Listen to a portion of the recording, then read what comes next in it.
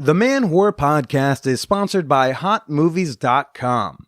Try out some ethical, paid-for porn for free with none of those hidden fees or secret subscriptions when you sign up at HotMovies.com and use the promo code MANWHORE. Now let's get to the show. Welcome to the Manwhore Podcast.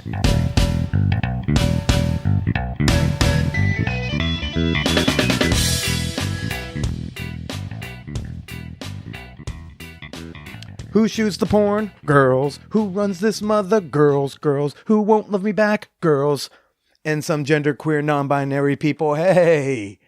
This is Billy Procida, and you are listening to the Manwhore Podcast. What's up, everyone? How you doing? Welcome to the show. If you're new, and you know what? Hey, welcome back if you're not. I am your host, comedian Billy Procida. This week on the Manwhore Podcast, we have got on porn director Holly Randall. And oh my, is she such a fucking delight. You are really in for a treat. But first, show dates, people. Show dates. Okay. This Sunday, January 13th, I'm going to be at Comedy Fight Club on the Lower East Side at 10 p.m. doing a roast battle. Oh yeah. If you want to come watch me get thoroughly insulted, come on by Lucky Jack's at 10 o'clock. It's going to be a good time. But even more importantly, hey, this Friday, January 18th at midnight, tickets go on sale for Tour de Manwhore. Oh yeah. This I'm super excited for. This I've been planning for months. Taking the Manwhore Podcast on the road in 2019, hopefully to a city near you. This Friday, pre-sale discounted tickets go live. The catch being that you don't quite know the date of the show. You do know that's going to be between mid-May and the end of June. And once I sell 20 tickets in any particular market, I'm going to come to that city. Some of you might be saying, I'd rather know when the show is. I'm just going to say this. If we don't hit that 20 ticket threshold by March 31st, I ain't coming to you. So be careful, because you might be the deciding ticket sale that either brings me to Bloomington, Indiana, or keeps me here at home in New York City. So let me run through these cities one last time. We've got 20 cities that are up for grabs right now. 20 cities I could be coming to this year. We got Atlanta, Austin, Bloomington, Boston, Chicago, Columbus, Ohio, Dallas, Detroit, Los Angeles, Memphis, Miami, Minneapolis, Philadelphia. I'm so sorry about your Eagles, everybody. I'm so sorry. Pittsburgh, Portland, San Francisco, Oakland area, Washington, D.C., and for my international peeps, we got Toronto, Vancouver, and jolly old London. The terms and conditions for those international cities are slightly different, but it's the same general concept. So if you want to be the first to get your pre-sale discounted ticket, of which, by the way, there's only 20, all you got to do is go to manwhorepod.com/tour. Again, tickets go on sale this Friday, January 18th at manwhorepod.com/tour, and your deadline is March 31st. What have I been up to? I haven't been giving y'all too many life updates for me. I don't think, at least. Definitely not of like the romantic, sexual variety.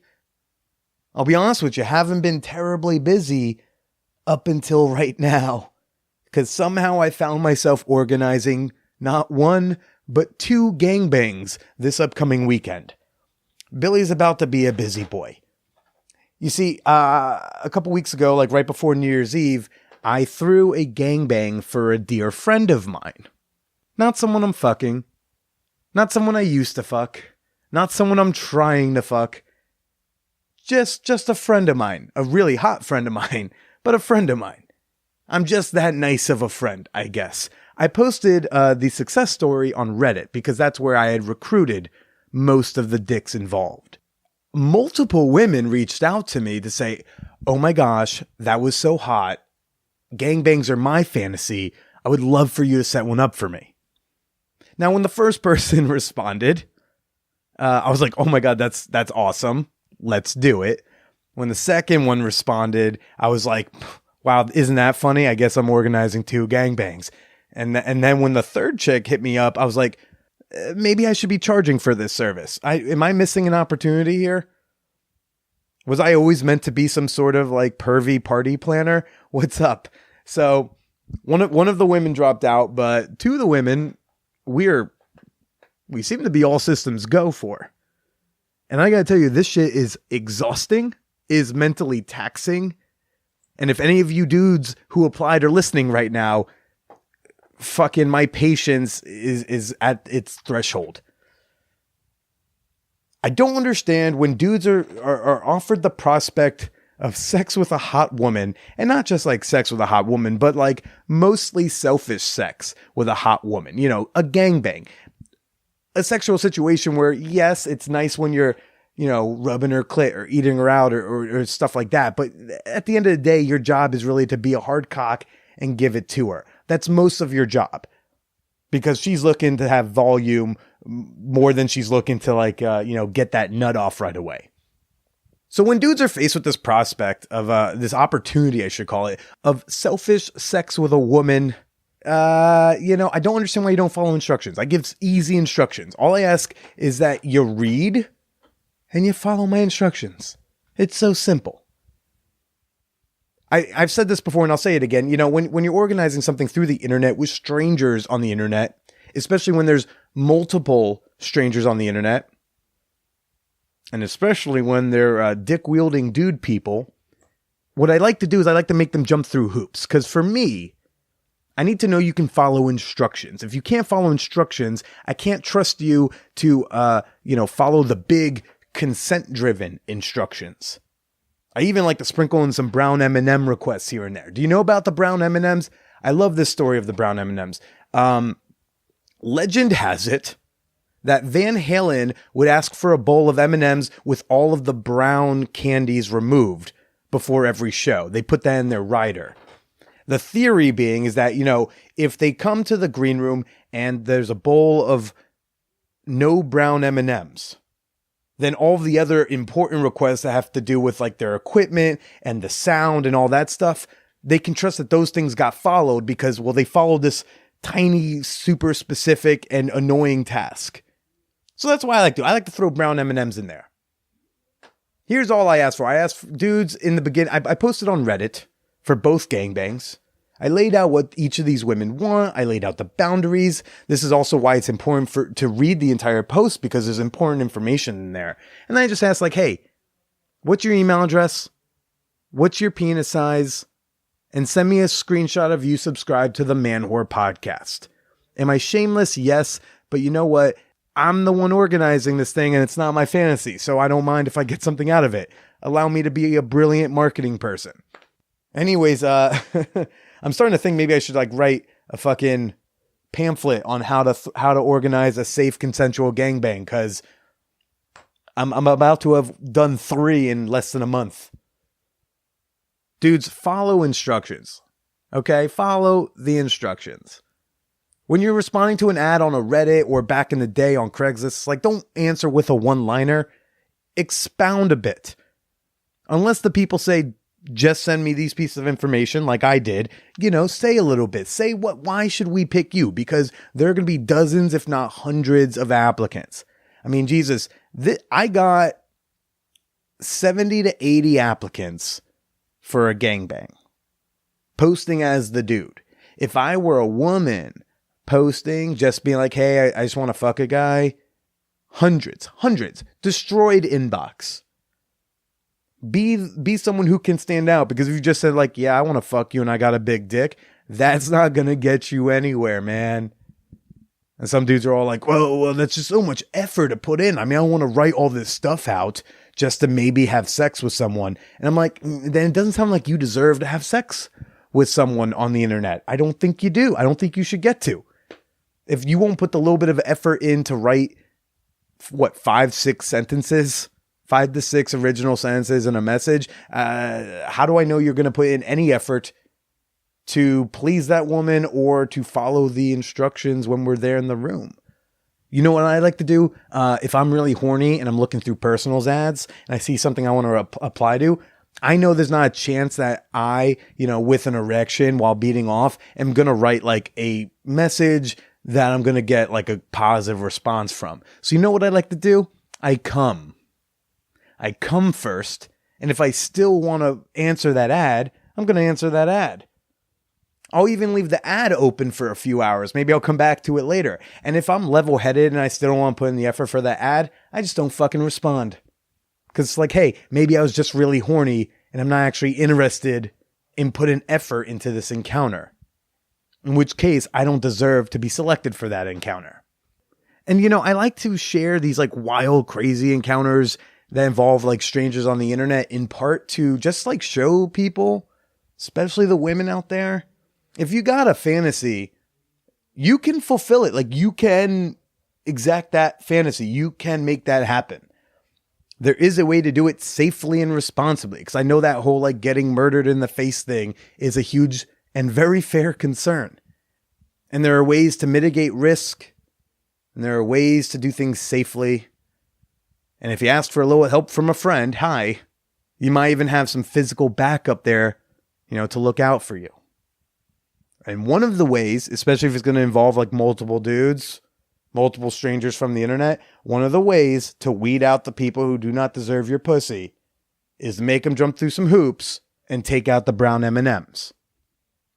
Hauntmovies.com, everybody. Do you know about it? Are you signed up? Because you should be. I mean, hey, I was stroking it to hauntmovies.com last night, if I'm being perfectly honest with you. Hauntmovies.com is a fantastic pay-per-minute website that has an insane amount of variety of porn. Literally whatever you're into is on here because I'm discovering fetishes and kinks and types of porn that I didn't even know existed. It's a pay-per-minute porn site, so you just buy a bundle of minutes when you want to. No secret subscriptions where you find out 4 months later that your bank account has been charged like $50 a month. There's no secret, hidden fees or anything like that. You're only getting charged when you decide you want to purchase some minutes. You can even watch some of Holly Randall's movies on hotmovies.com. And honestly, I think that's what I'm going to do tonight because I feel like that's just appropriate. You can watch some of her flicks, such as A Miss for a Mrs., Open Marriage. That one actually seems more up my alley. And then there's some big fantastical ones like Quest, which is actually, I kind of want to read the description for this one. She's got this one movie from DP Digital Playground called Quest. The description: Doom Quest's vilest villain will stop at nothing to acquire the sword of ultimate game breaking. Only 4 role-playing noobs stand in the Dark Lady's way. Using bold deeds and mighty magic, will an elf, a warrior, a sorceress, and a priestess be strong enough to take down the big bad? Or will it be total party kill for our band of feisty heroines? I've got a sneaking suspicion that these ladies are going to win against the big boss in some sort of like all-girl orgy scene at the end. Just a guess. And you can find out when you sign up for a free trial at hotmovies.com. Sign up for the free trial using promo code MANWHORE, and that free trial goes from 20 minutes to 40 minutes, all for free. Or you can sign up for a package and use that code to get 20 extra minutes on top of any package you sign up for. Once again, head on over to hotmovies.com, use promo code MANWHORE. Hashtag pay for your porn, or, pay for some of it. Come on, be fair. Before I get to this week's guest, Holly Randall, it's time for the fan whore appreciation moment. All right. This is the part of the podcast where I like to thank some of the members of my sex-positive community on Patreon. Patreon is a fantastic platform where you can support the Manwhore Podcast and receive a slew of great rewards, including access to private sex-positive discussion groups and exclusive bonus episodes of the Manwhore Podcast. In fact, tomorrow, all of my $5 and up members will receive 20 extra minutes of me chatting with Holly Randall, because you deserve it. So right now, I want to give a shout out to Erin Massey, the Eternal Optimist. I'm optimistic you're going to find what you're looking for, girl. Shout out to Allison Furl. May your coffee be stronger than your daughter's attitude. I think you know what I mean there. And last but certainly not least, shout out to Ilishur. I know I asked how to pronounce this before, but this person is a wonderful firecracker of a human who I met over at Patreon a couple months back. They are fucking awesome, and shout out to them and their crew over at Wicked Grounds, a wonderful, wonderful, beautiful, kinky sex toy shop out in San Francisco. Thank you so much for your support. And you too can become a member for as little as $1 per month. And if $1 sounds like, not enough, fine, pledge two. Really, sign up $1 a month, $10 a month. It all makes a difference, and all of those levels get all sorts of wonderful perks. Hey, sign up for $1 a month, sign up for $100 a month. Either way, I'm just happy you're supporting and that you're paying for some of your content, because we're putting out good things here at the Manwhore Podcast. All you gotta do is head on over to patreon.com/Manwhore Podcast. That's Patreon, patreon.com/Manwhore Podcast. And now for this week's guest, Holly Randall. Oh my. Holly and I talked for about 2.5 hours. I think only half of it is on mic. Rarely do I enjoy the pleasure of long conversation and nerding out with people than I did with Holly Randall back when I was out in Los Angeles. We really ran the gamut of conversation topics.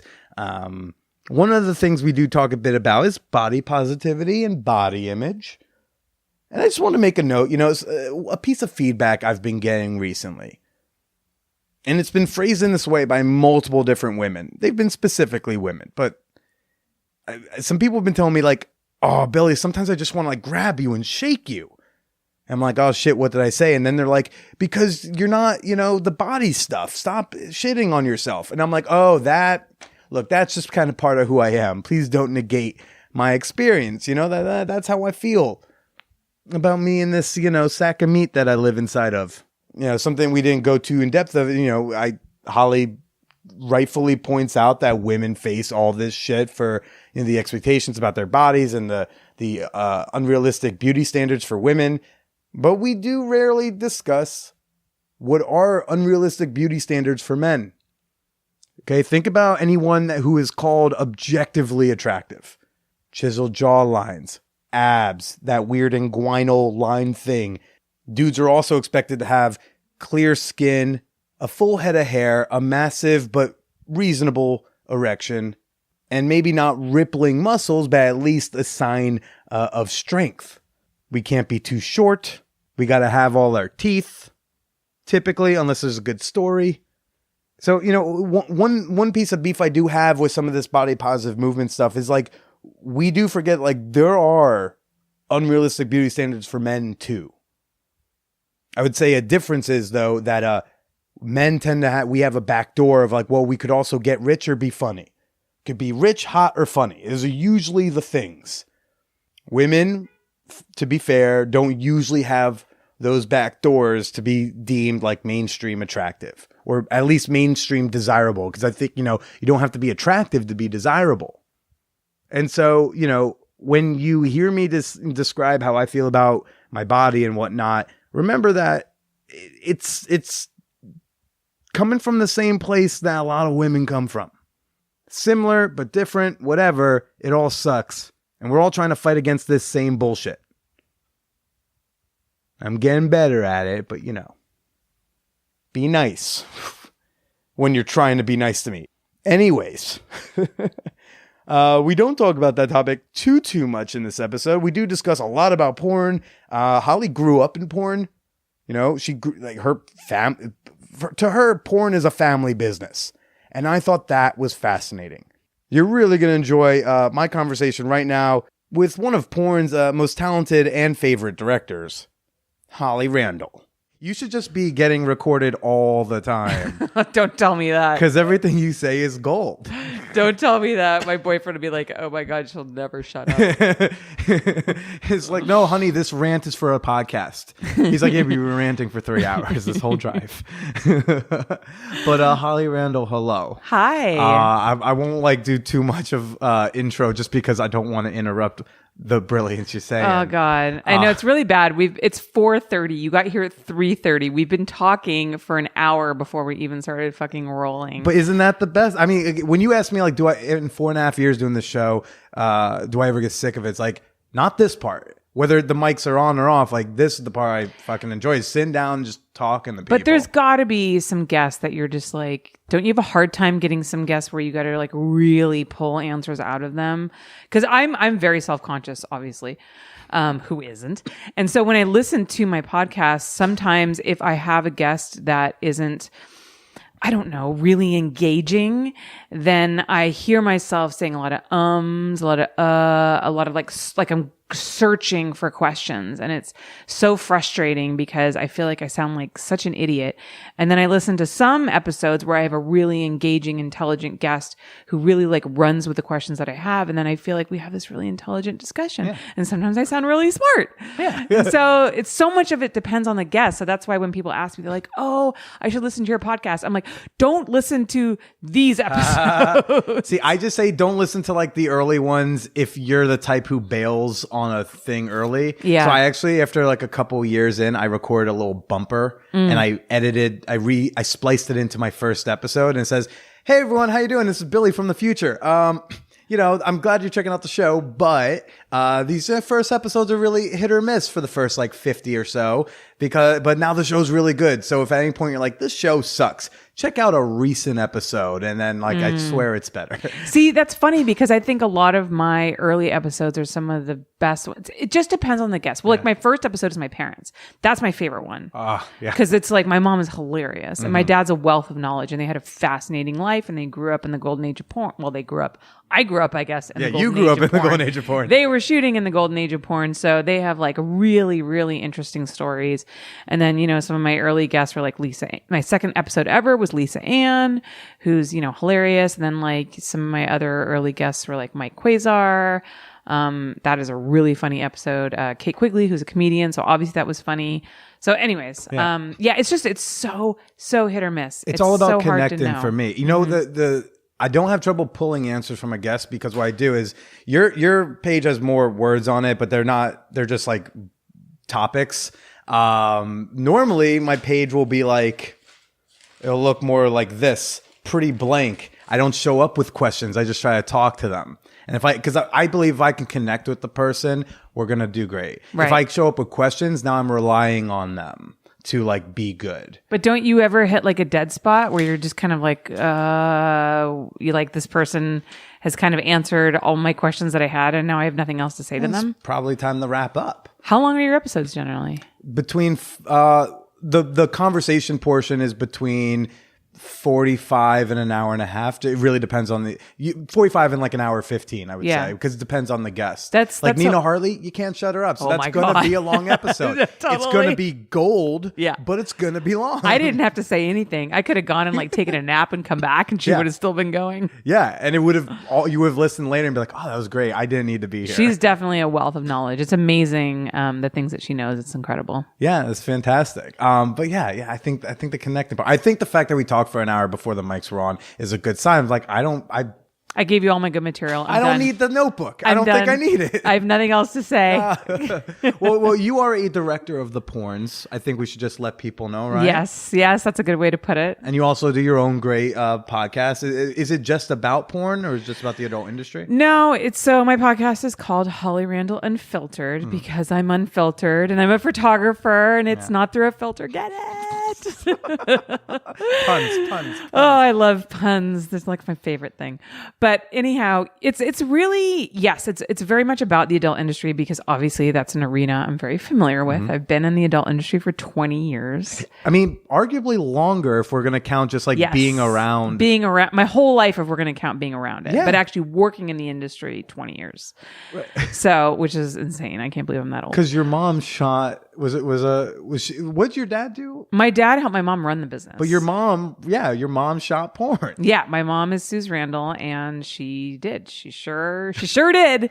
And my dad and my mom have been together since their early 20s. So my dad helped her build her career. My dad is always, even though you never hear about my dad, he was always behind everything that my mom did. And actually some of her early movies that she shot in the 70s, my dad wrote, and they're hilarious. They're so bad. Oh. I actually want to do like a Mystery Science Theater 3000, like sit down with my parents, like old porn movies, because they don't make any sense. Yeah. And they're fucking hilarious. They're so terrible. But that's the thing. Golden age of porn, what I liked about it was the storylines. Like, Yeah. I don't need motivation, but I prefer to be like, yeah, but like, why are we fucking the pizza delivery guy? Yeah. Like, what's the motivation here? Yeah. Like, why does Kay Parker all of a sudden need to bang her son? Like, I need to know. Yeah. Well, one of their storylines I remember from a movie called Love Bites. And it was basically a mosquito that if it bit you, it turned into this like insatiable nymphomaniac. And then you just had to have sex with whoever was around. You know what movie I think harkens back to that I fucking loved was, do you watch Crash Pad series at all? Are familiar with them? No. They do like a lot of feminist porn, like up in the like queer feminist porn up in the Bay Area, and so they did a flick called Super Freak. The director Shine, she like would dress. She was dressed up. The director's name is Shine. Yeah, that's amazing. Yeah, and she dressed up as Rick James, as like the ghost of Rick James. Oh my god! And whenever she like she would go and just like embody a person. What do they call it? What do they call it when you're possessed? Oh, possessed. Yeah, she'd go possess someone at this like house party, and then they go all freaky and start like fucking somebody in the bathroom or the kitchen. And then when they come, like then she'd get out of that body and go possess someone else. And it was just such a funny type of storyline. Oh my god, to that's follow. great. Where I'm like, I'm gonna watch the exposition. This is great. It's hard to come up with storylines for. I just had to write a script that encompassed 5 sex scenes. And it's hard to fit 5 sex scenes into, like a 20-page script. And like, it can't all be the same people. And it has to make sense. And I remember I turned it in and the company has like somebody who reviews them. I don't want to say who the company is yet because I haven't locked in the directing deal with them. So I don't want to like blow it before it happens. But I remember the guy like came back and one of his first criticisms was like, well, it doesn't really make a lot of sense why this person has sex with this person. I'm like, you're making me put 5 fucking sex scenes in a movie and it's porn. Of course it doesn't make sense. What do you want from me? I was like, come on. It's like, it's not believable. Of course it's not believable. It's porn. Yeah, no shit.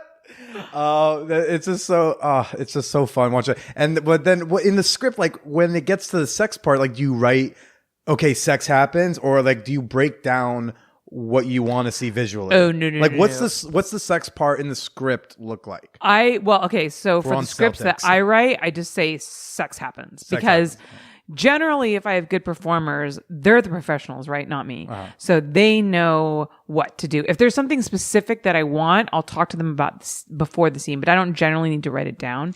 Now, for some of my clients, they send me very specific. What do you mean clients? Like people asking for customs? No. Like, so I shoot for Twisties. Oh, sure. Okay. I've shot for Digital Playground, like other like big brands.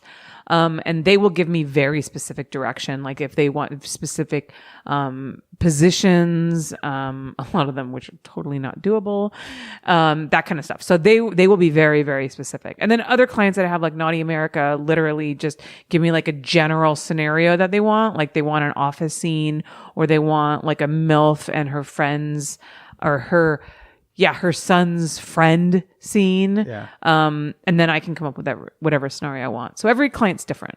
Okay, that's fine. I just always wondered that because I have a buddy who actually wrote a porno kind of as a gag for a BuzzFeed article that he was writing, but he ended up selling it, and so he got to like write. He was the creator of the Hamilton porn parody. Oh Jesus! That the Leroy, I'm forgetting the name. Wood Rocket. That's what it is.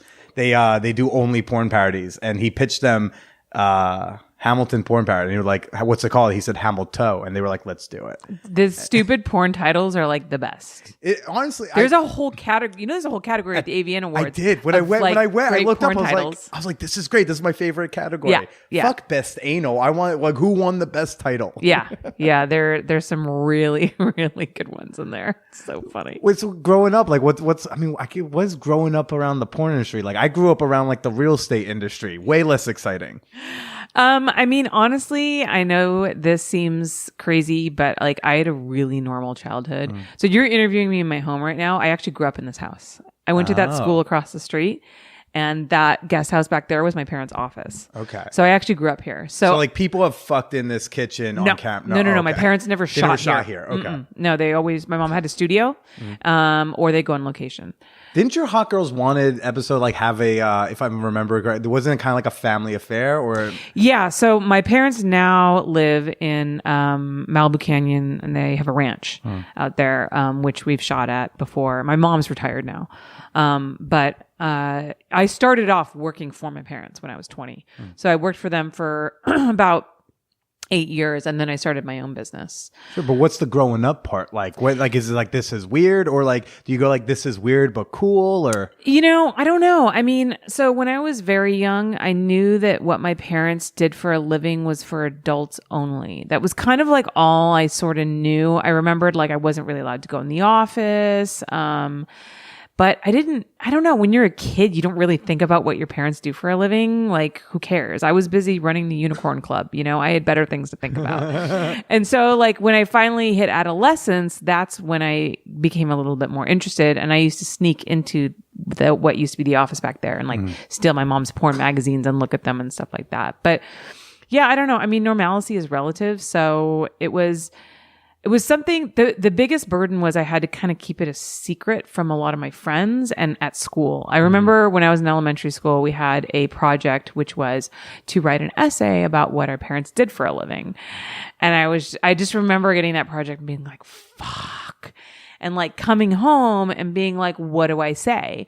And so my mom had done some mainstream stuff as well. She shot for this horrible like 80s clothing catalog called Swimsuit International. And she had shot Robert Palmer's album, and she'd done like some other like mainstream glamour work. So we just talked about that. My dad like helped me write the essay, and we only alluded to the mainstream stuff. It's the only time like it's cool that the parents do the homework for you. Right. Exactly. Yeah. So, but yeah, I don't know. It was just something that I didn't really like tell my friends. Definitely not my friends' parents, because I didn't, want to deal with that kind of thing. But otherwise, I mean, like I said, I had a normal childhood. I had a great childhood. I rode horses. My parents read me a story every night. We always had Sunday lunch together. Like my family is still very, very close. So I had a great childhood. We never fought, like anything like that. So it's funny, these people who like to be so judgmental about like, oh God, your parents work in porn. Like you must be like so damaged, and I know these people that come from like these super Christian families, or, families where these parents think that they're, so above and beyond like a pornographer. But like I had a really healthy childhood. And I think a lot of it is just my parents were very open, and they didn't teach me anything. They didn't teach me that sex was shameful, which is what a lot of kids get. And so I think I didn't grow up with the idea that like the human body was gross, or that like sex was a disgusting, dirty thing. And I didn't like lose my virginity super early. I wasn't like crazy promiscuous in school.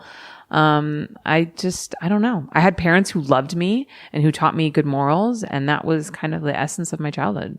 That's all like people need. Yeah, really. I think like if you just love your children and you teach them how to be good people, what you do for a living doesn't matter. I have a lot of porn stars who are moms, like whose kids don't maybe know what they do for a living yet, who ask me because they're concerned. And to be fair, my mom never did porn. She never was like in movies. Yeah.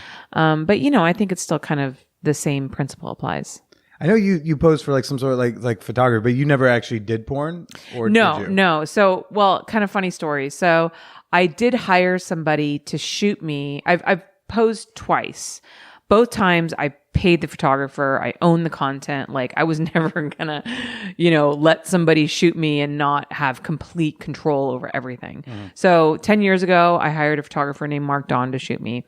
And then a couple years ago, I hired a photographer named Lisa Boyle to shoot me. And in both, all of it was implied nudes. Now I did shoot a couple of topless shots because I thought, fuck it. Maybe I'll give it to my boyfriend. Maybe one day I'll post it when I'm 80. I was like, why not? But look at what these look like back then. Yeah, exactly. I swear they were good. Yeah, right? So I never posted them. Now, I know a lot of people don't believe this, but a couple of months ago, actually like a month ago, So I relaunched my website, right? So we had to re-upload a lot of sets.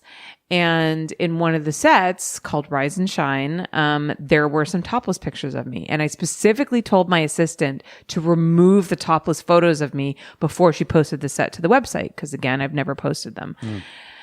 Long story short, not entirely her fault because there was this technical thing that we didn't realize. She accidentally posted them.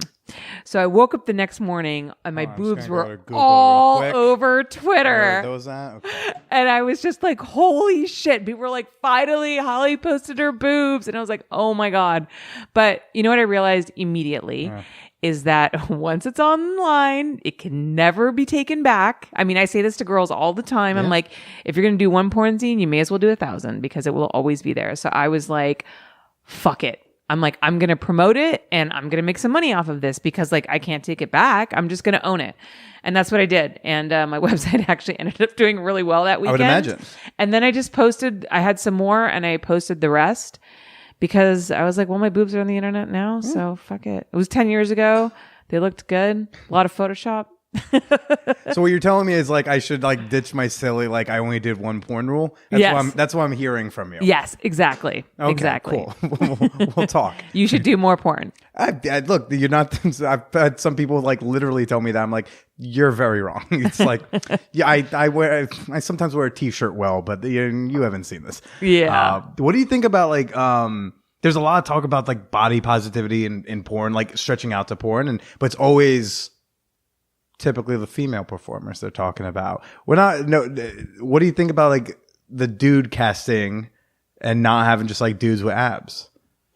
Are you trying to make like a little niche for yourself in there? Maybe not. I remember like I remember somebody like tweeted about like wanted like shoot not chubby guys fetishly like large, but just like average bodied, maybe a little out of shape guys and be like, I want those dudes in there too. Like I want to shoot that. And then I was like, hey girl, hey. I think honestly, the reason that we're so hyper focused on the female end of body positivity is because women carry this burden of needing to feel like they're perfect. You know, society and fashion magazines have like so long idolized the perfect female form and made the rest of us feel like we're too fat or our boobs are too small or whatever. Like it's affected women so heavily. And as a woman, I can say that. And the irony is like, don't think that I don't recognize that I'm part of that machine. Like the kind of stuff that I shoot high-end glamour stuff. I generally shoot thinner girls. I Photoshop them. Like I'm fully aware of that. But I obviously have my own insecurities as well. Like I totally think I need to lose 10 pounds. Like I totally think that like I could probably do with a boob job. Like all those things apply to me as well. So, I really think this body positivity thing is great. I think it's really wonderful that we're looking at and embracing women of all shapes and sizes. What's ironic is that for me, so the stuff that I produce is actually never the stuff that I would actually get off to. I personally prefer more average, normal looking people. And if you look at like the guys that I've dated, like almost none of them like have washboard abs or like super fit. I just prefer like Do you have more... a picture of the boyfriend? I do. Can I say? do. Yes. Just to feel better about myself. Okay. Because when I see some of the porn stars post with like their significant others, I just go like, geez, okay. So this extends to off camera too. Yeah. I mean, I love him because for me, it's like, it's all about who somebody is as a person, you know, that's what I find sexy. And the connection that I have with them in the bedroom doesn't have a lot with the way that they look, which is ironic because why can't I turn that lens of acceptance onto myself? You know what I mean? Like, why can't I think that I'm perfect the way I am and I don't need to lose 10 pounds and he's going to love me even if I like put on some weight, you know, but I can't, I'm still locked into that whole, idea of that a woman has to be perfect. And I think probably honestly working in the career that I work in, perpetuates that. So I'll admit it. I ain't perfect. I'm very body positive, but like for other people, not towards myself. I'm like, you should love yourself at every size. You should love everyone at every size except me. You need to body shame me. I'll never lose weight otherwise. Exactly. Yeah, it's a struggle. It really is. And I hope that one day there comes a time that I don't feel that way, but I don't know. I feel like it's something that I'm always gonna live with. That's something you've had for a long time? Yeah, I mean, I think my whole life, you know what I mean? It's funny because I remember like in high school thinking I was fat, and I was like 15 pounds lighter than I am right now. Isn't that crazy? Oh, I got so bullied for frustrating. being fat so hard. I look back, I'm like, I wasn't even fat. Oh, look, he's just a regular fella, bear fella, dude. Yeah. He's just Look a at regular fella. Yeah, he is. He's just, I love him though. He's like the best thing that ever How long happened you to two me. been together? A little over 2 years. Mazel. Yeah, look, he got big old thighs, got a little thing you could squeeze right there on the side. Yeah. It's funny. We actually he plays hockey, so we joke about his quads because he's got like really muscular imagine. legs, and so we're always like saying he can't. He's always like busting out of his pants with his like muscular quads. It's funny. It's like that's not always the body part we want to be busting out with, but like you know, Right. you take what you can get sometimes. Yeah, I don't know. Maybe it's an insecurity thing too. Like I don't want to be with someone who's like prettier and skinnier than me. I don't know. I've never really had that, but that's odd. Okay. Do you mind talking about the August stuff? It's just still on my mind. I feel like August Ames. So we were talking heavily off mic about it. Yeah. And like I told you, I have a connection to that, even though never knew she existed. Never I saw her picture, didn't recognize her. I was never like, oh yeah, I just never. But I saw that and I started reading the vitriol at her, and I just like got hit. Yeah, it's interesting. So a lot of people have requested interviews with me about August, and I've like denied them all. And the reason is because I never felt like I was somebody who was in a position of authority to speak about her. Sure. I mean, I adored August, but everybody adored August. I'd worked with her a bunch of times. She was one of my favorite girls, but we weren't like super, super close friends. We didn't like hang out outside of work or anything like that. So she was on my podcast, and she had openly discussed her issues with depression and things that she went through when she was younger. And obviously at the time, I had no idea that she was going to end up killing herself.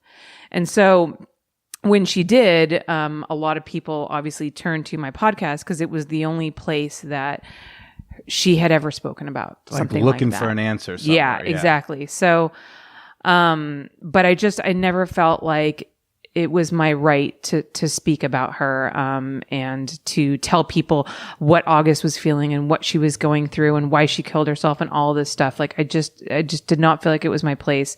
And I just wanted to stay out of the drama, you know, and my biggest thing has always been like, I never wanted to cause the family any more pain than they already experienced. And I didn't want it to feel too like I was trying to, I don't know, get attention or publicity for it or something like that. Like just the whole thing was just like really messy, and I just kind of wanted to like step away and grieve in my own way. So I actually took the podcast down, because when it was up, it was different. So I'll just give you like a little background about the podcast first. So before she came on, now August had always been open about like her struggles with depression, like on social media and stuff like that. So when I talked to her about coming on the podcast, because my podcast isn't just about sex and it's not just about the adult industry, what's important to me with my podcast is that I show the world that these women, these porn stars, are people. They're not just sex objects. They're not just, you know, cum buckets or whatever you want to call them. So it was very important to me to show that. And so I want them to feel like they can open up if they're comfortable with it.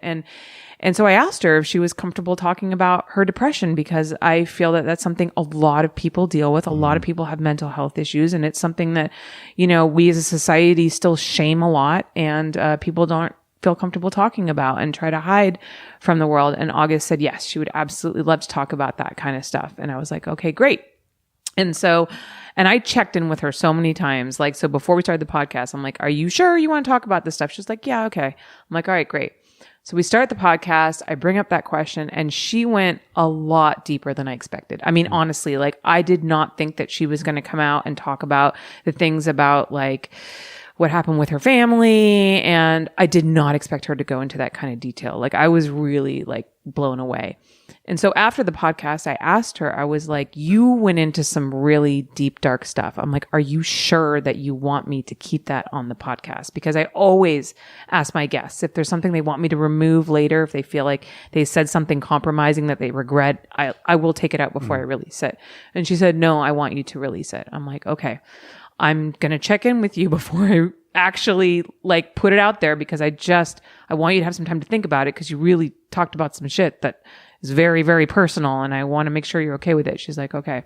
I checked in with her again, and I'm like, I'm about to release it. I will send you the episode to listen to. Are you absolutely positive that you're okay with me releasing it with everything you spoke about? She said, absolutely. I'm very proud of the episode. I'm glad that I talked about it. I feel better for having done so. I want you to release it. I said, okay. And I did.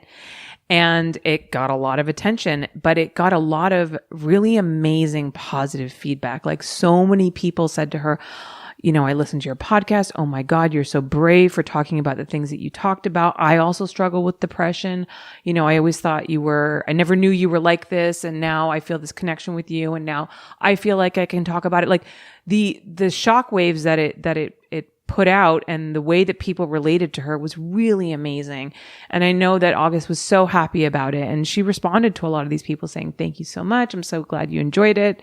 And I spoke with her afterwards, and she was like, I'm so glad I did that. You know, so many people seem to have really loved the podcast. And she was just like, she was really happy about it. So I was happy that she was happy. So when the podcast was out before she took her life, it was, you know, this story of a girl having, you know, facing her demons and, you know, having gone through some really hard times, but, you know, she was trudging along and she was working through it, and she was still here, and she was, you know, she was being brave in the face of what she'd been through. She was surviving.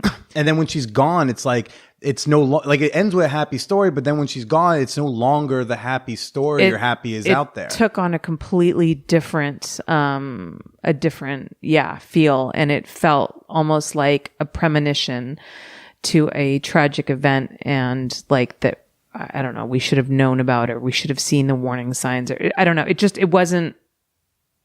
was different. And I asked her husband, Kevin, and when he called me afterwards to invite me to the funeral, I asked him, I said, do you think I should take the podcast down? Because I just, like, for me, my biggest thing is I don't want to cause her family any more pain than they're already going through. That's my biggest concern. And he said, yeah, it would probably be a good idea. They're going through a lot. I said, okay, fine, no problem. And I did. And I got a lot of blowback for that, which I understand. I had one person actually who honestly like kind of made a good point. He said, you know, by taking down her podcast, you stole her voice. And now people, you know the story, they read about it, and then they conjecture about it, and they think about, all of these things and reasons why, but they can't go back to her voice and listen to her talk about what she went through. And you took that from her. And I was like, and she was proud when it came out and all of that. And I was like, I totally understand what you're saying. I don't disagree with you. But once again, at this moment, August is not here and her family is grieving horribly. And, it was for them that I took it down, and I'm just not comfortable putting it back up right now. And that's kind of still where I'm at. Sure. Now, there are bits of it that's going to be in the John Ronson podcast, The Last Days of August. I don't know what parts of the podcast he has used. I haven't heard it. So I don't know how that's going to come out. I don't know how it's going to play out. But her voice will be in that podcast. So I guess people can draw their own conclusions. I'm a little nervous because, like I said, I have no idea how that podcast is going to come. I don't know what conclusions he draws. I don't know in what avenues it goes down. I mean, he didn't interview me for it. And I'm glad that I'm not, I wasn't interviewed for it, because once again, this is the most I've talked about it. It's such a horribly tragic event. And, the adult industry is still really touchy about it because she was really deeply loved by a lot of people. And she's not the first performer of like her age range to take her own life. No, she's definitely But this not. one has sent waves that are still here. Yeah, I think, twofold. First of all, the Twitter bullying, because that's a very sensitive and very contemporaneous subject, because there's a lot of bullying that goes on social media, and it's been a problem for a while because we've basically given the world their own soapbox, and some people shouldn't have a fucking soapbox. It was like everyone deserves a voice. Do they? Yeah, exactly. I don't know. So there's that. And then also, too, like I said, she was deeply loved. I mean, she was such a bright, shining star. She always had a smile. She was so wonderful to work with. I mean, there wasn't a person on this planet who didn't love August. So it was really heartbreaking. Yeah. I'm very curious to hear and see, like I told you before, like how the release of John's podcast is going to hit the adult industry, which like it comes out right before AVN. So it's like that's a very January 4th. Very specific releasing. I gotta imagine. Yeah, it's gonna be interesting. I like John. I really liked what he did with the butterfly effect. I thought that his journalism had a lot of integrity to it. So we'll see. Yeah, we'll see. Now, August was 23 when she passed, and there's been a lot of talk about just like age in porn. Like, should we, like, yes, 18-year-olds by the federal laws just get to do porn, or they get to do all sorts of things, right? And then sometimes we go like, I don't know, like, should they? Like, what's your stance on like age, like what age requirements in doing adult films? Like, should we still have 18-year-olds? Like, even NBA said like you have to do 1 year out of high school before you're allowed in our league. And it's I don't think it would be a bad thing for girls to be like 21 before they come into the industry, because nowadays with the internet, it's a serious life choice. Like you could never take it back. Like before the internet came along, you could do a couple movies and then a couple magazines and then maybe kind of fade away, and then like your stuff would get buried and you could move on. Now, yeah, but then your son finds it when he's 25 awkwardly, but like, hey, that's a thing you deal with later. But yeah, but even then that would be more difficult, like in all the fucking movies that are out there, all the magazines that are out there, and they're tangible products that can be destroyed and lost. But now the internet, everything's on the internet forever, and you can't take that away. And I think sometimes people don't really think about things before they do them, especially when they're young. I mean, I know I did a lot of dumb shit when I was young. Thank fucking God the internet wasn't around when I was young. So I don't think it would be a bad thing. On the other hand, I know some incredibly emotionally mature 18, 19-year-olds who it was the right move for them at that time. And it was their only way to maybe get out of a bad situation. It enables girls to become their own personal entrepreneurs, make their own money, especially these days, with the different platforms. So many different ways to make money in porn. It's impressive how much porn performers have to diversify their income streams. And the first time I learned it like 4 years ago, I was like, wait, you do what? All this stuff? At first I thought I just found like one porn star who was like brilliant, like in business. And I was like, oh, this is what y'all do. Like, this is insane. Yeah. Last time I counted, I had like 18 different streams of revenue. I need every single one of them. But yeah, I mean, now, girls can really do a lot of different things to make a living. So it allows girls to be more independent, which can be really great. But I remember I had Asa Akira on my podcast, and she said one thing which I thought was really smart. She said the porn industry is a really, really great job for a very small group of people. Yeah. So like it's not for everybody, but if it's for you, it can be like an incredibly freeing, liberating, self-independent making career path. But it's not for everybody. So you got to really think about it and make sure that it's something that you want to do. And I've talked girls out of doing porn when they've come to me, because it is a decision that will affect you and follow you around for the rest of your life, probably.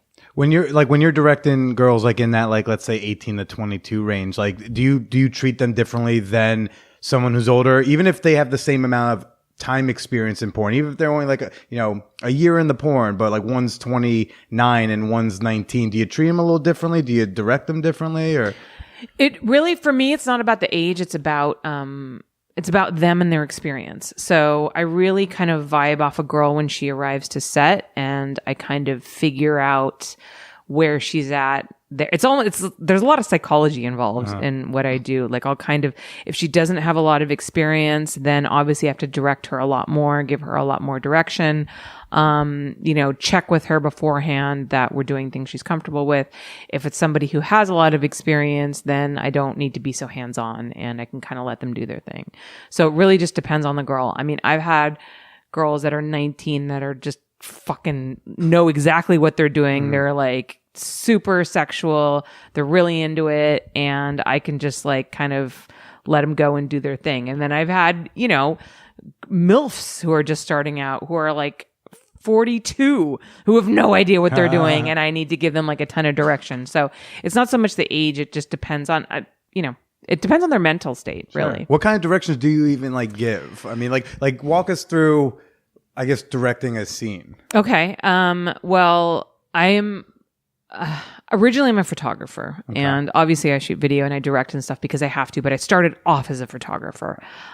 So photographs are very important to me. So before we do any scene, we shoot photos, and depending on how much time I have, I give them a lot of direction with pictures, a lot more than most people do. It's actually shocking to me, since like print is dead now and magazine layouts aren't really a thing and girls don't do ton of modeling. A lot of girls now that I get have like no idea how to pose. They don't know how to stand still. They're like, I should be stroking, not in a stroke gesture. Yeah, exactly. So I have to give them a lot of direction there. And then when it comes to the scene, I might have to tell them they need to move more, they need to be more audible, they need to like not talk to me when I ask them to do something.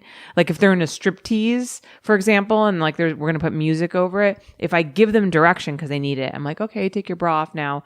They can't say okay. They can't respond to me because you see their lips moving on camera. So stuff like little things like that, I might have to tell them.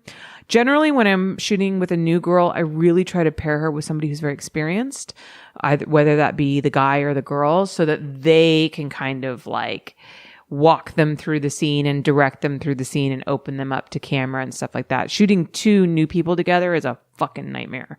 But if you have a really great, solid, for example, a solid male performer and a brand new girl, the guy knows how to handle her and how to open her up to camera and put her in different positions. And so like he almost does a lot of the work for me. Mm-hmm. What's the difference then in shooting new guys? Or do you not? I almost never do. Never. Okay. That's because the guy's job is like the hardest. It really, really is. We don't give literally we don't give enough credit to the guys.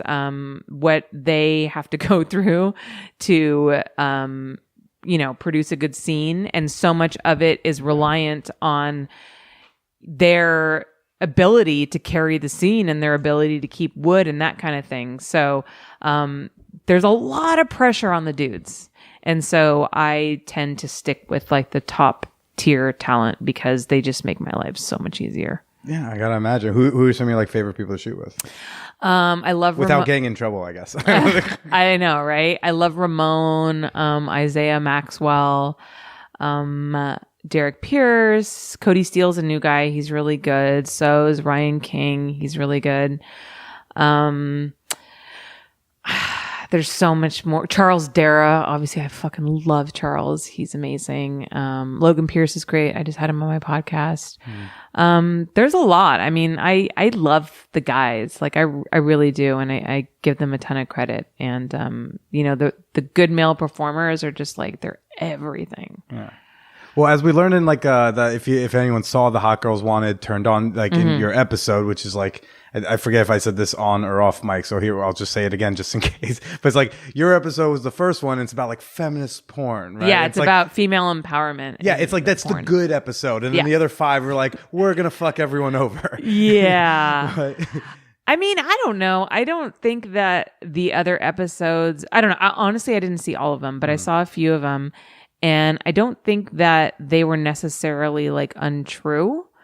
I think that there was a lot of truth to a lot of them. And look, the porn industry isn't always like sunshine and rainbows. You know, there's dark corners to it. Yeah. And this is the other thing. It's a fucking documentary. Like most documentaries are not happy-go-lucky. I mean, when was the last time you walked away from a documentary and you like felt better about the world?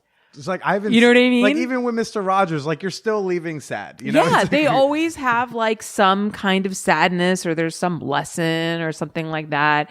And in the end, it's entertainment, right? Yeah. So you need drama to sell it. People want to be entertained. Otherwise, if it's just a fluff piece, people aren't interested in it. So that's why I was upset about the reaction with the industry. Granted, like who am I to say what the in an industry's reaction should be? But like with the original documentary, I was like, yeah, this like doesn't paint it in a great light, but like I asked a couple, performers I knew who work out of Miami, and I was like, is this kind of like, is this a thing? And they were like, yeah, I mean, that's definitely that there's a scene of that. I'm not in that, but that exists here. Yeah, that was the thing. Like, so the first Hot Girls Wanted documentary that covered the amateur porn industry in Florida was not inaccurate.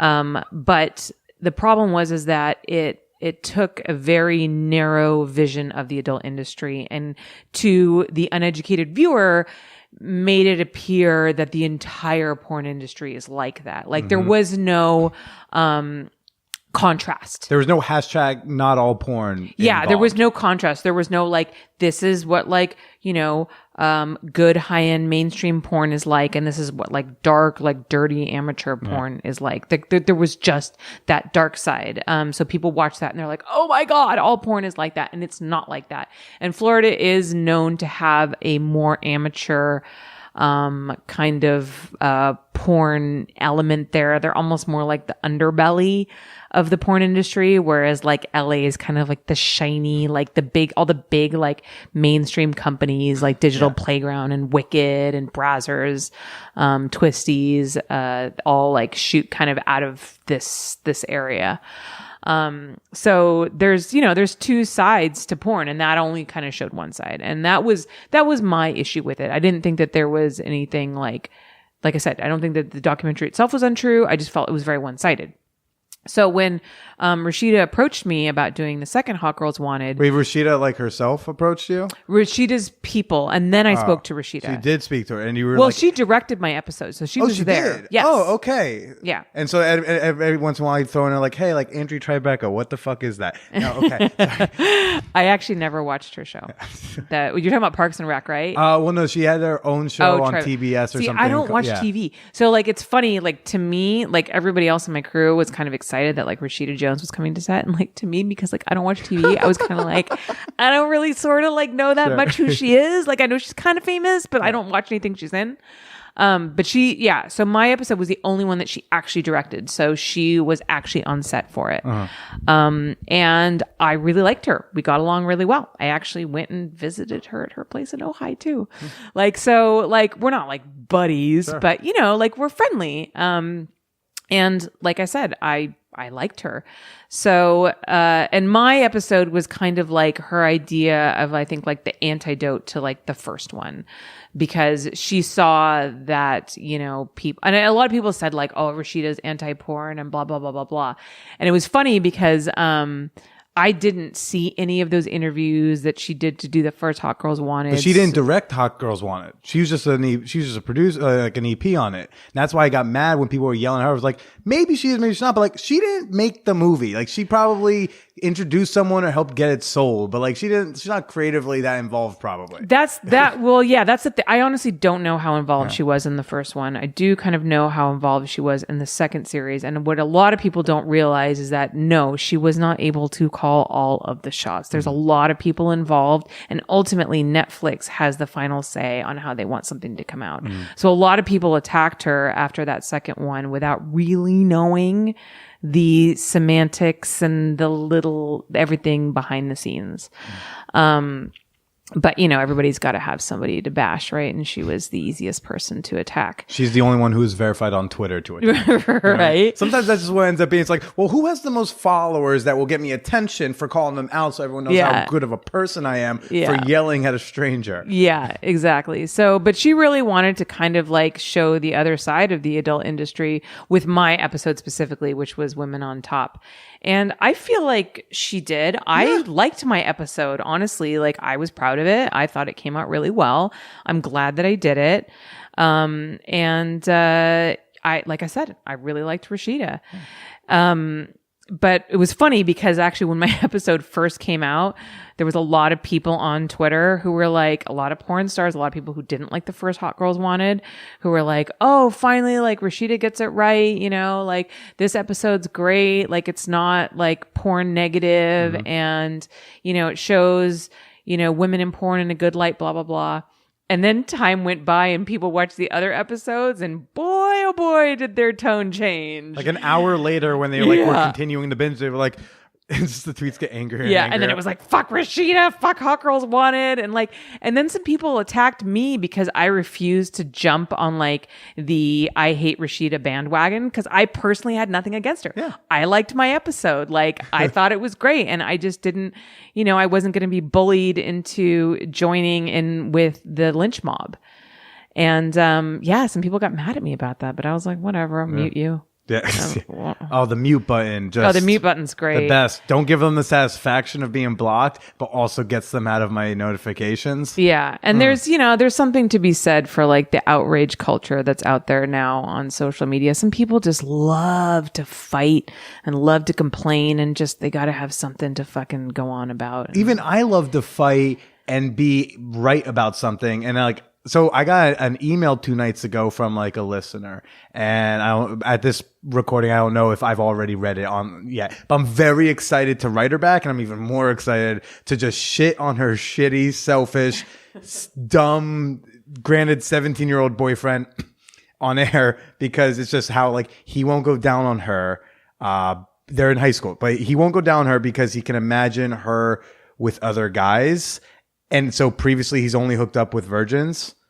And I'm just like, the answer simply is like, well, he's 17. But there's like a bigger thing where I'm like, oh, I can't wait to rail. I'm totally in the right here. I'm so excited. And then I realized like, why am I so excited to yell at someone? Fuck, that's a problem. Self-righteousness is like its own drug. Mm-hmm. Yeah. I generally stay out of flame wars and I stay out of drama. I don't engage. So the mute button is my friend. Fantastic. And your episode was like about like feminist porn. Like, do you consider the porn that you do to be feminist? Honestly, it's funny. Honestly, don't lie to me. Because people, I've been here 2 hours. I want honest answers. People have asked me that. They're like, and I was like, do I really need to pigeonhole myself like that? Because I think people, I mean, if the porn that I produce shows women in a positive light, and that's considered feminist porn, sure. But I don't really go out there thinking like, what can I do to like, make feminist porn today. I think Erica Lust is very much on that bandwagon. And I think what she does is great. And it was interesting actually about that Hot Girls Wanted episode. There was something about that really kind of helped me with some things that I was going through. So I was going through like a really dark time when that whole thing was filmed. Okay. And I was having a hard time. I didn't know where my place was in the industry. I felt like, the glamour porn was dying and, I wasn't getting like the jobs that I used to be getting. And I just felt, I don't know, my star diminishing or whatever it may be. And I just was like in a really low point. And I was watching it and I'm watching Erica, who's like so excited about what she's doing and she's out there to change the world and she's out there to change what people think of porn and she's out there to make a difference and she's so inspired and enthusiastic. And then cut to me and I'm just like whining like a little bitch the whole time. Like you're just out there acting like buys porn anymore. You're just out there whining like a man. I don't know. I was being such a little and I looked at the juxtaposition of her enthusiasm and, my doldrums and it kind of, I don't know, seeing all of that from a third party, I think kind of kicked me up the ass a little bit. And I was like, I'm kind of a miserable bitch. And it kind of like got me and inspired me to like get things moving again and start my own thing. And really, I don't know, it injected some enthusiasm and some inspiration back into my life.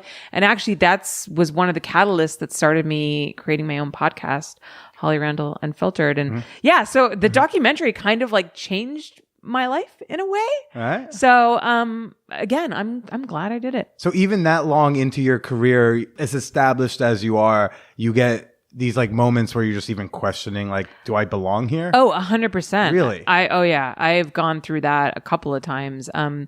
Because as rates and budgets keep getting smaller and smaller, I'm just getting squeezed more and more. And I think every single director will tell you this. Hashtag pay for your porn, everybody. Oh my God. Hotmovies.com/bonus, promo code Manwhore. However you have to do it. I don't care. Just throw $1 somewhere. It's really difficult. I have to work 5 times as hard for like a third of the money now. And it's a struggle, and I want to continue to produce beautiful product, but like people don't want to pay for it. So sometimes I do wonder, like, what the fuck am I going to do? Because what am I going to do? What else am I going to do with my life? Like, I've branded myself with the Scarlet Letter. Like, what am I going to go become like a fucking elementary school teacher now? If you Google my name, the word Manwhore pops up. I feel you. and I'm not even 30 yet. I'm just like, I'm in a place where like I could pivot if I didn't have that attached to me. Right. I mean, the world really likes to pigeonhole you, and they really like to say, okay, this is who you are and this is what you're going to be for the rest of your life. And now with the internet, like having your backstory there for all eternity, it's really hard to get away from that. And so it's like, we've made our bed and we gotta lie in it. So, but I don't want to do anything else with my life. Yeah. Like, I like the industry that I work in. I like the people that I work with. I like the creativity that I have sometimes. So I like all of those things. So I don't want to do anything else, but it's, sometimes it's just, sometimes it's hard. Yeah. What is the most difficult part about your job now? Producing everything that my clients want in a day for the budget that they give me, without, shooting 15 to 18-hour days all the time. When you go back and they say like, I want X, Y, Z, A, B, and C, and you say, look, I can give you like A and C and X and some of Y, and they get pissy, like, and you say, that's what you've given me for a budget. What's usually the response to? They go and hire someone cheaper. Okay, so they just get like, they'll be like, well, we'll find the cheaper director, and then they can maybe use that extra money to do the yeah. thing I mean, want. I've definitely like, I've been dropped by some clients because we fought about money. So Jesus. Yeah. Well, I mean, do you have like so you don't shoot anything like independently for like your own, you don't have like a site where you're independently shooting and producing your own stuff, or is it all for other bigger Oh no, places? I do. I have hollyrandall.com, which I do shoot for independently, but I don't have doesn't bite, right? No, it doesn't bite, cool. especially with this ball in her mouth. Okay. My pit bull just came up to us, but you know what it is? Because it's almost feeding time. That's why they're over here. Yeah, but it's okay. Don't worry. She's got a ball in her mouth. She's not interested in anything else. Okay. So what were we saying?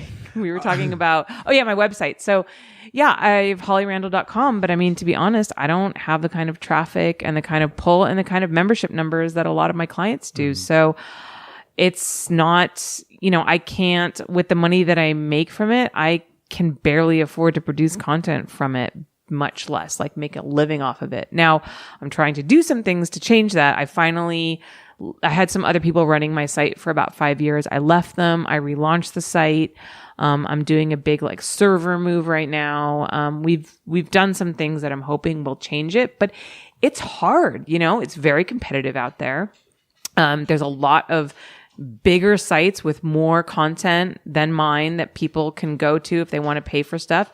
And let's be honest, there's a lot of free porn out there that people can go watch. So most people aren't paying for porn. Sure. So it's really hard. And it's so weird when it's like I'm sure the movement started as hashtag pay for your porn, but then it's like, so it's like hashtag pay for some of your porn, or hey, like, can you just give me $1 like a month? Like just whatever, throw something here. Yeah. It's gotten like you feel like you're I gotta imagine it feels like you're begging. No? Oh my God, all the time. Like I feel like all I ever do on all my social media platforms is plug this, plug that.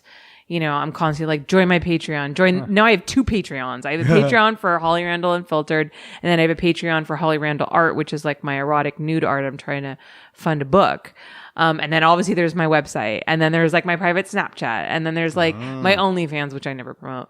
But I mean, it's just constantly like, give me money, give me money, give me money, give me money. And not like give me money, but it's like pay for the thing you use. Like, yes. And now imagine it's like you do a podcast where like literally it's supposed to be free. Yes. But it's just like that is like, yeah, you do the podcast and then it's like, well, then you're asking for money for a thing that they consume every fucking week. And then they're like, I don't have $1 for you ever. Yeah. It's like, wait, what? Like, then how do you want me to do this? And that's why when people keep saying to me, yeah, of course I don't pay for porn. But then how do you expect them to make more? The only vaguely logical response I've ever gotten from someone was, does more porn need to be made? Because like, I'm pretty sure we could like really rest on the endless amounts that have been produced over the last like 50 years. But people are hungry. I mean, there's a voracious appetite for porn and new porn, and there's new porn stars coming into the, on the market. And I mean, people will always just want something new, something bigger, better. And it's crazy. It's never ending. It's feed the machine. Feed it. Well, Holly, Jesus. Do you have I don't know your time constriction. Do you have an extra like 10-ish minutes to do a little bonus episode? Totally. Oh, you're so fun to talk to. Certainly do. Certainly. It makes it sound like I'm doing it. Well, for now, where can people go find you and pay for their porn or follow you on social media or anything? Oh, wow. You got an hour. So my main website is the bonus episode is actually just your plugs. Okay, fantastic. Right. My main website is hollyrandall.com, and then my podcast is Holly Randall Unfiltered, and you can go to patreon.com/hollyrandallunfiltered to support me there. I offer all kinds of cool like perks and prizes and stuff like that. Then I have my new art Patreon, which is patreon.com/hollyrandallart, which is where I'm trying to fund an erotic art book. And social media. Yeah. I'm like, what else? Oh yeah, the free stuff. On Instagram and on Twitter, I'm at Holly Randall. I like how you refer to it. Oh yeah, the free stuff. The free shit. Well, Holly, you're so much fun. Why don't you for now go ahead and say goodbye to everybody? Okay. Goodbye, everybody.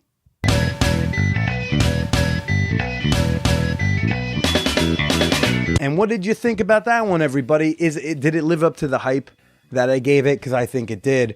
Make sure you go check out Holly's podcast, Holly Randall Unfiltered. And again, go follow her on this stuff and things. Of course, you can follow me on social media on Twitter at TheBillyPracida.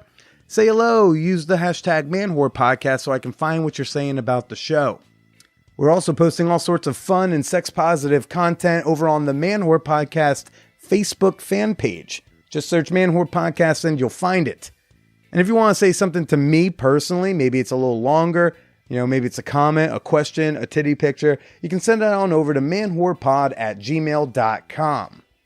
This Friday, once again, January 18th, tickets for the Tour de Manwhore go on sale.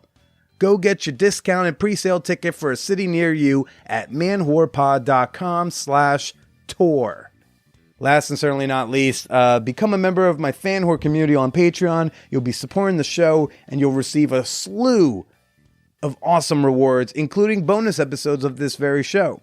$5 and up members tomorrow will get an extra bonus episode with me and Holly Randall, where we talk a bit more about her personal porn tastes, whether or not her boyfriend watches porn, and how she sometimes lets fans write her scripts. How about that? Head on over to patreon.com/Manwhore Podcast to become a member. Again, that's Patreon, patreon.com/Manwhore Podcast. Next week, we've got episode 250. Oh my gosh, everyone. 250 episodes. That's absurd. that's a lot of sex talking, and just gosh, my dick is tired. I've been thrilled to say it for 248 episodes in a row, and I'm thrilled to say it for the 249th. Go achieve your fantasies and stay slutty.